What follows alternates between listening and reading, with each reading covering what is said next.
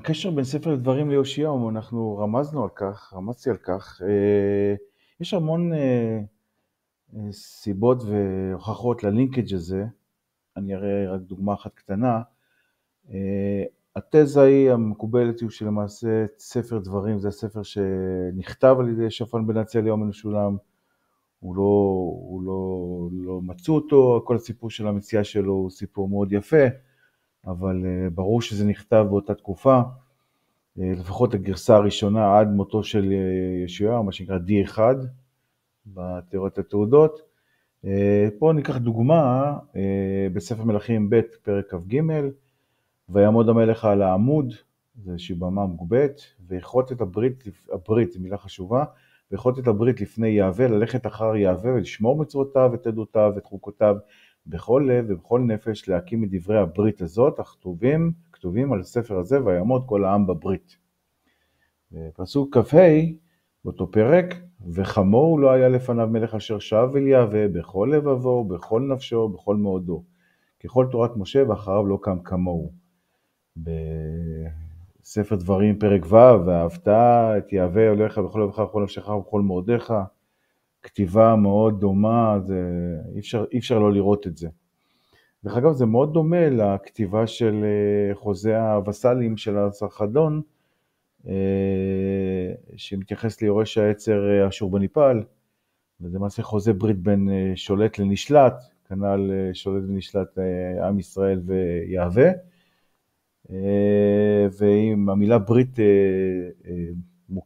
מוכרת לכם מברית בין הבתרים של אברהם, אין ספק שזה נכתב הרבה יותר מאוחר, וזה מתכתב עם הברית הזאת שמופיעה פה ובספר דברים ומופיעה בהמון מקומות.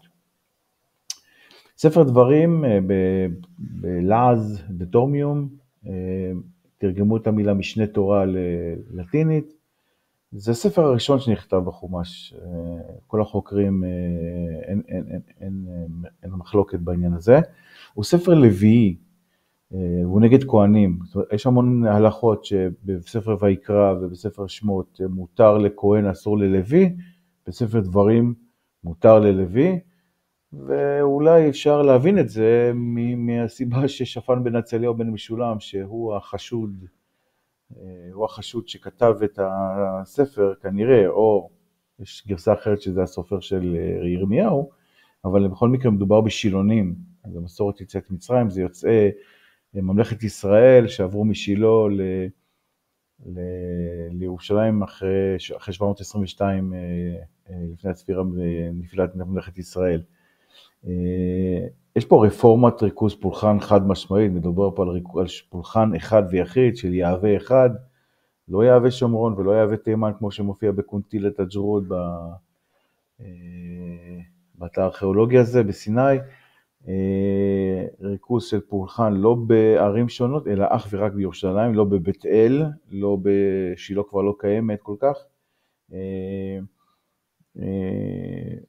וזה נותן שאשליה של מונותאיזם, אבל חשוב לציין שהרפורמה הזאת של ספר דברים התקיימה רק לא יותר מ-13 שנה בתקופת יאשיהו, גם אחריו וגם לפניו היו המון אלים, המון פסלים, המון ערים, המון במות, ואיך יודעים את זה?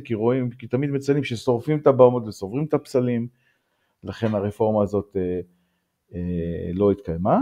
מבחינה פוליטית יש פה בספר דברים התייחסות להגבלת כוחו של המלך, לא להרבות סוסים ולא לעשות כל מיני דברים.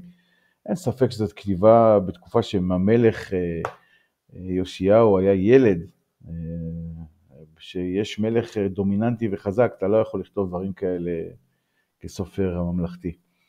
ושפן בן עצליהו הוא החשוד העיקרי, הוא הגיבור של הסיפור הזה, הוא כתב את זה כמובן לא לבד, אבל זה הרוח החיה כנראה של כל הסיפור הזה. עוד אנקדוטה מעניינת לגבי שפן בן עצליהו משולם, הנכד שלו, גדליה, הבן של אחיקם, הוא אותו גדליה שלאחר הירצחו, בעצם יש לנו את צום גדליה, אז רק סוגר את הפינה למי שלא מכיר את המורשת של שפן בן עצליהו בן משולם. הגענו למעשה לסוף הסיפור. אני מזכיר, ראינו בהתחלה, הזכרנו מבוא של חקר המקרא, וצללנו לסיפור שממנו אפשר ללמוד על צורת הכתיבה. ראינו איך כל מיני קטעים נערכו בצורה כזאת או אחרת. הסיפור עצמו הוא מפתח. אם מבינים אותו ומבינים את הקונטקסט שלו לגבי שאר החלקים של ספרי המקרא, אז אפשר להבין מזה משהו לוגי.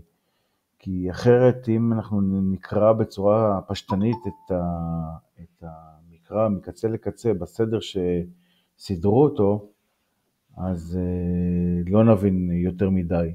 חשוב להבין את הקונטקסט ולקרוא בצורה ביקורתית, בכל טקסט עתיק כלשהו לקרוא ולשאול שאלות, ולא תמיד יש לנו תשובות לשאלות האלה, אבל צריך לשאול את השאלות האלה ולא לקבל את הדברים כפי שהם, כי הסופר יש לו כוונות משלו.